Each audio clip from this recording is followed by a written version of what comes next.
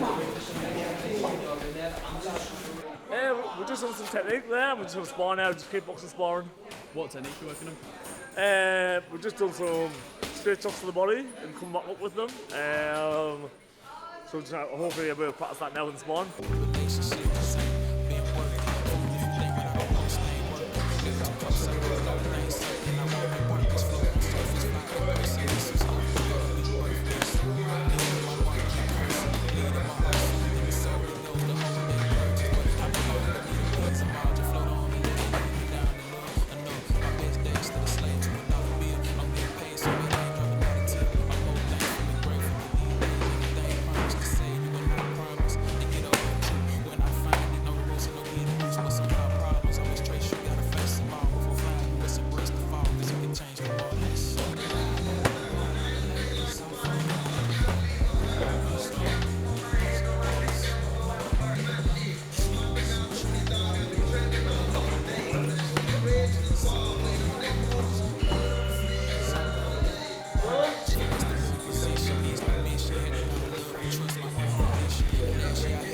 I trained with Mick at the old gym, so I met Mick when he came when he was about 15. So I've known him 12 years. Then when he left the dungeon, I came with him there. But it's a great training partner, like. Just remembers everything, which is good because I don't. So I officially shows him, then he has to show me again because I don't get it. But no, he's a brilliant fighter, like. Hard to sparring with him though.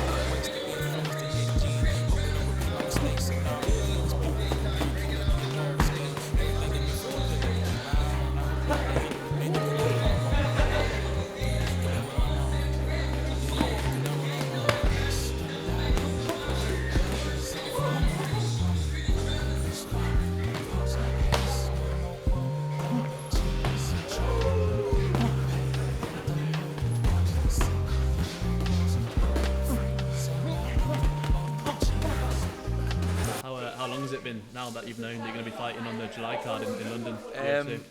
They mentioned it about 3 or 4 weeks ago. There were like rumours about it happening in the card, and then about 2 weeks ago they mentioned the date, but they didn't tell us the event. But it was July 22nd, so I knew London had been talked about. So I sort of assumed it was London. Then I got offered an opponent. The first one didn't happen. I think he was injured or whatever. Then I got offered a second opponent. Then obviously we both agreed because the manager was out until the contract signed, so nothing's finalised, you know, anything could happen. But then he set the opponent, Jamal. I got offered him, we said yes, and he must have agreed as well, so we both signed the contract. What does it mean to you, your UFC debut being in London? Oh, it's mean it couldn't have been anywhere better. Not even just for me, and like how big the show is, and like how much it'll get publicised and put me in the public eye. Just for me, friends and family as well. All my friends are going to try and get there. Where if it was somewhere further afield, like America, it's quite expensive for people to travel over. So I'm going to try quite a lot of people down with us, I think, as well. What's the support from them been like? Oh, amazing. Ever since I fought amateur, I've travelled all over the country, and I would always take like 30, 40 of my friends away with us, even if it was like Leicester and like far away. Always had great support. But obviously now it's getting expensive and stuff like that, but still straight away all of them were coming down. So I'm bringing like loads of my family coming, loads of my friends. So it's amazing, really, the support. Still a good way out from the night. Are you have you started your fight camp yet? What's training like looking? What's training looking like at the minute for you? I always train pretty hard even out of camp. I always train routinely about the same. The only thing that ups is my sparring. Maybe 6-7 weeks out, I'll spar a little bit harder, as in like headshots and stuff like that. But I'm in the gym like I don't miss a class. You know what I mean? I'm still here twice a day. I still spar grappling that all the time. I'll kickbox Wednesday. There may be more relaxed rounds, although I think the camera come now, everybody sort of ups them for the camera. But I'll always do 5 3-minute rounds on a Wednesday, usually a nice pace and like not like killing each other. But no, it was 12 weeks Saturday, I think. So I don't know, it's the fittest I've felt. I've my weight's down, probably the lightest I've been outside of camp as well. So I feel great at the moment, and I'll up at 8 weeks out, probably start travelling down Liverpool, train with Tom and all the big guys down there. Maybe like 10 weeks, 8 weeks out. Tom Aspinall. Yeah. Have you trained a lot with him in the past? Yeah, I originally met Tom. I travelled down Liverpool for some training, and my friends that were going to Kelburn originally, and I went down, did a few spars with Tom, and obviously knew he was mint, and obviously he broke through the UFC, and I kept quite close to him. Like, he'd come up here quite a few times for his Curtis Blade camps, because obviously Big Phil's here as well, and he's probably the only best heavyweight in the country, really. Well, in Europe, realistically. Phil DeBruz. Yeah, Big Phil. So he was coming to spar with me and Phil, and then for the last camp for Phil in KSW, I hurt my knee in my fight, so I was on a little bit of time off. So he needed sparring, so he was travelling down to Liverpool maybe 3 days a week, coming back, and then he just kept it up. And then I think he's looking to try and fight around the same date. So we're going to go down there, maybe do 2 or 3 days down there a week, and the rest of me camp maybe end of the week up here. So we'll get the best of both, really. Yeah. Loads of lads from the gym, obviously fighting on Rise and Conquer this Sunday. How have you been helping them prepare, and what's the vibe been like in the gym? Oh, it's amazing. Obviously, Rise and Conquer is sort of like a home show for us. So a lot of guys come, like, there's loads of matches for it. But to be honest, the guys here train amazing. Like, I watch a lot of them come through, like the younger lads and that. And even amateurs, you know what I mean? Like, similar age to me, but they've proved loads, you know what I mean? I don't feel like I'm any better than anybody here, really. If I'm probably worse than them. I'm getting napped all the time off them. But I watch the guys coming through from the pros, like a really high level of pros here. From Phil being like a veteran, then like the likes of Justin Burlinson and James Hendon coming through, and Cage Warriors and stuff like that, and the local scene. And then whittling down the amateurs. And I think if you've got a good group of pros pushing themselves, the amateurs say that and they think, oh, well, that's what I need to be like. And then a few of the amateurs start to train really good. And then even the kids, some of the kids come to train amazing, man. The kids are mint. When I was 15, I was useless. Kids now are like 12-year-old and they're amazing. I think that's because they're starting so young, and because obviously MMA being a new sport. Oh, definitely. Like, obviously, when I was started, it wasn't like massive. Do you know what I mean? It wasn't like great. Even the fighters that were really good weren't like amazing like they are now. And obviously, the coaching's a lot better. So like when the kids come and they're like learning good techniques. When I was younger, you learn like an armbar, triangles from guard and stuff like that. But now I feel like MMA is its own sport. From I used to train jiu-jitsu when I was a kid, but I feel like it's completely different grappling jiu-jitsu people to like MMA grappling.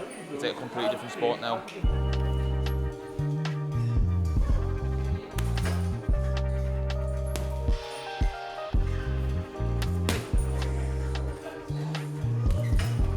May 27th on Almighty. So MMA debut, pretty good. For me, like obviously coming from a kickboxing background, the focus has just been like wrestle, defense. Obviously, just like I've been working on like my own wrestling and my own, grappling. So like I never want to just come in just as a striker. I want to come in as like an all-rounded MMA fighter. So I mean, obviously. Like I'm only from a wrestling gym, so there's going to be some things that we focus on for the camp, but it's probably most of my opponents are going to try and take me down anyway. So I think that'll just be the theme for the next few fights, and then I think they'll be surprised when they do try and take me down, or if it gets to the ground, what I've been working on down there as well. So yeah. Mick thinks he looks like Michael Bisping. That's what he come in and said this morning. I don't think I look like him. You got up and said you boys the same eyes. Does anyone spar harder when the camera comes out, or is it just like normal? I feel like just do it like the day, just as usual. I toned it down with Fisher. I hit Justin with a good body shot, and then he went, and then turned and looked for the camera and realised it wasn't there, so he was alright, you see it. That was the first thing he done. No, Dan and Nathan weren't sparring, them were the two you weren't there, watch out for when they were not in fight. They weren't fighting this weekend, they've been to dead bodies for them, they were like... Actually, Jim's pretty bad. Jim's is bad normally though, so... Camera's a matter for him, camera knee camera, he's just killing people. Anyone small and ginger? You all, man? Anyone small and ginger?